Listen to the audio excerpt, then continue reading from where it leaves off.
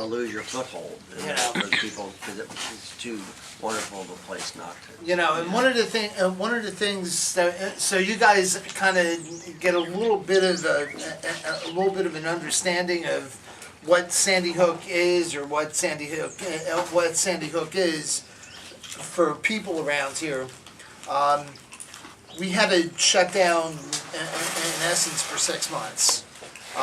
We closed the day of the hurricane.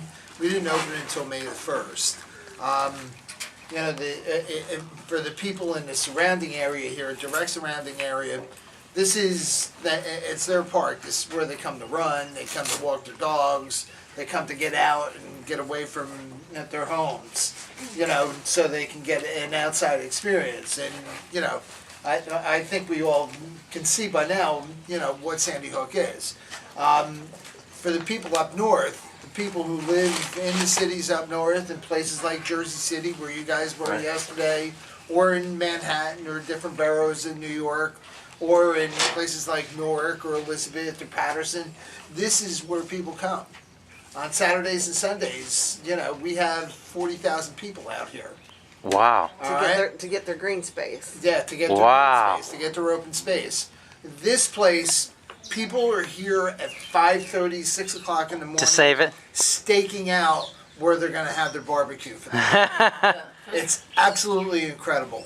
The only place I've ever seen it like that, even close to that, was a place called Canarsie Pier, which is in Brooklyn in New York, where people were there at 4 o'clock in the morning trying to reserve their spots. So, what we do here means a lot to a lot of people. We're giving them their open space, their green space, their relief from the city. And, that it's kind of important that people understand, that people get an understanding of what the urban experience is to coming here and getting that open space. And that's one of the great parts of Sandy Hook, is it's virtually, except for the construction up north here, really is untouched from the time that Henry Hudson sailed into the bay here. Right. So there you go.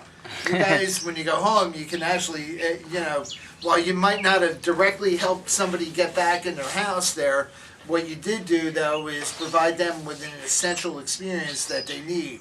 And it was a respite for a lot of people come last May, and coming through the summer for people to get out here because they could get their heads together a little bit and think about what they were doing or what their experience was. And we do appreciate it.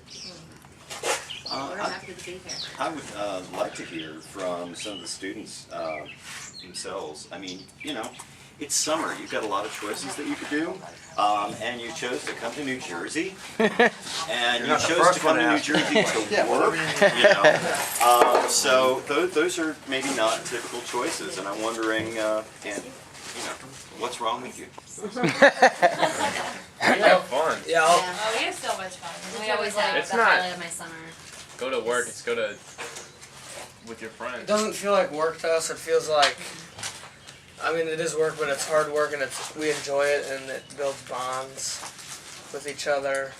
Like, we get to come here and do stuff like this. We don't we hang out during the year and stuff, but we get to come here and share this experience once a year. It's such a close knit. We always look forward to it. We're like a family, and coming out here and doing mission trip every year, it's just we get more closer. And we always have a good time because we know each other so well. We can make fun of each other. It's still have fun. It's kind of it's an escape from, you get in a routine in the summer, I do sports and stuff, so I weightlift every day. I have basketball open gyms, and I get to escape that for a week, and I'm still doing work, but I get to be with my church family, so maybe you're helping people out. How many years have you guys been doing this? This is my Okay. So it starts when you're. I think this is Gotta be it's not finishing the high 8th school. grade. They have to be Eighth grade. finishing 8th grade to And come with almost us. no one ever But misses. Once they start, Scott, they, Artie, and Michael got to come with us as they were in Summer Summer. after 6th grade, right? No, Yeah. you got to. Yeah. Anyway, there. we were Yeah. summer after 6th Oh, grade. right. Yeah. Because me and Sarah went to summer after 7th. That's right. yeah, we took over the youth group, Right. So. and we didn't have anybody, so we allowed the younger ones to go to build that. We Bond. needed to build that and that's a program. You know, if you do something over, it becomes routine, and it becomes something they just will not miss, and it will pass on. And we're hoping to change generations by doing that. And we start them young, and now they just come every year, and they're so upset when they can't come.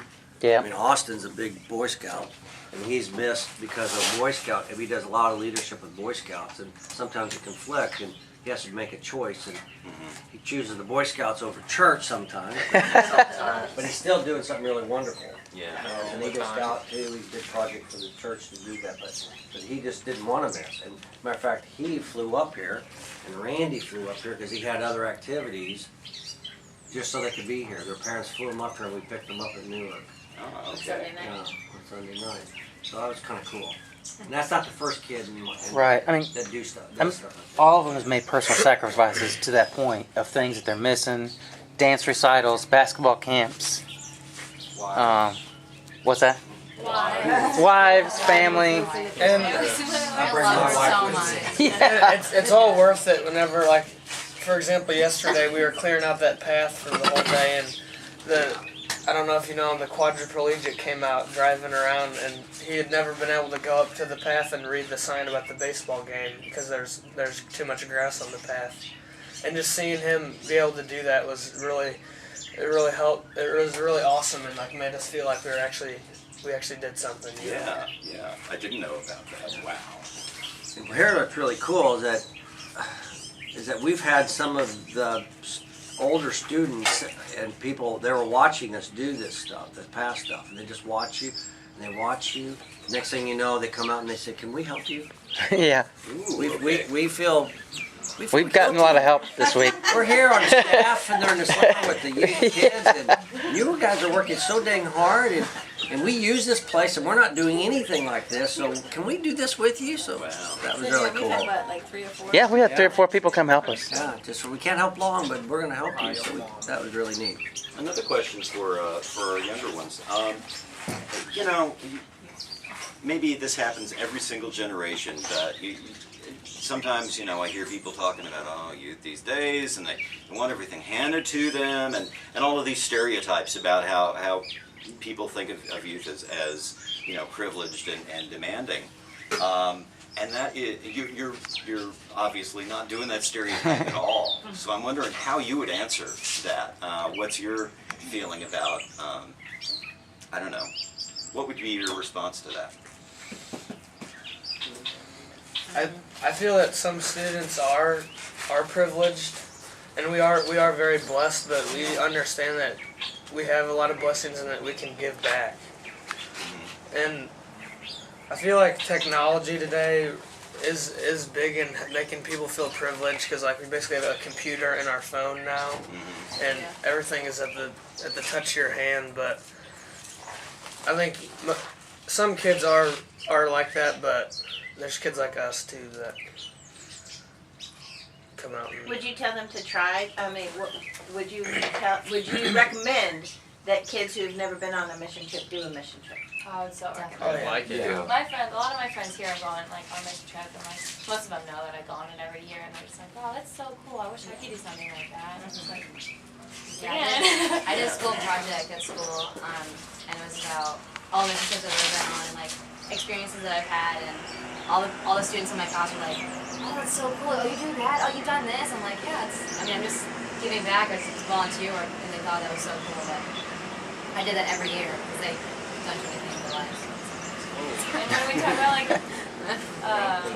how many hours of volunteer work we do, like on mission trip, it seems like so much. Like I got so many hours for school when I had to get so many hours, and I got so many just this 1 week of mission trip, like, and it wasn't like nothing like big, and it wasn't like awful. Yeah, it was awesome. Very enjoyable. Any other just things you wanted to share, or any feelings that you wanted to say?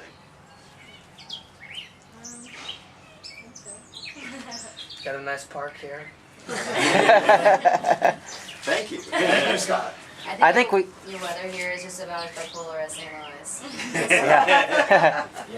It was cold, It was like rainy. blazing yesterday. Now I'm like, okay, Yeah, this is doable. I think they've learned a lot about this area. I don't think we any of us had an appreciation for Sandy Hook and the history and Good. Oh, yeah, has anybody been here before? Probably not, I'm guessing. All right, I got it. John's not going to ask the question. I'm going to ask the question. Where's the cell phones? Mine's in my lap. In the bag. Oh, all right.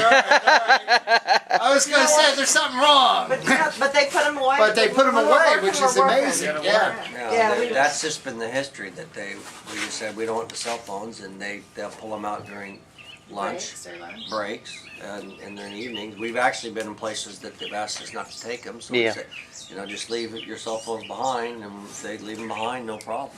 Well, they leave them in Well, the one person she's not here. She graduated. Hallie. She just acted like she couldn't. She's like had withdrawals. She had withdrawals? Withdrawals. She did. Did she take it to the? She had problems. But it was good for her. But these kids are really good about that. She was having CT, cell phone. Exactly. She just take it to the famine village that you're talking about. Yeah. She crazy. I got comments from a lot of people, and I'm not sure who I talked to, so I'm just going to ask for you to say your name, just if you did talk. Sarah York Sarah, could you spell your name, please? with an H. Okay, Sarah with an H, last name. York, like New York. Okay. Randy, Andres, R-A-N-D-I, It's Andres. Andres. Anyway. You say it Andres? Yes, that's my last My name. family says it Andres. Yeah, I know, everybody does. Okay. Even me, I make mistakes. Sorry. I did not Scott. learn a lot about your names. SCOTTLYON. I think you were the most talkative one. Oh, Sorry. your name, sir. I am the pastor, so I'm Ronnie Osborne, R-O-N-N-I-E, Osborne, O-S-B-O-R-N. So that would be Reverend. That Okay. would be Reverend. Well, I thank you. I will go and take pictures when you're actually, working. I don't want to have pictures of you, eating pizza. So, And we have a whole bunch of pictures too. That's true. Of the kids Oh, okay. doing the trail and stuff that we can, In the Painting. painting. Yeah. and the painting. Oh, yeah. that- Facebook, yeah.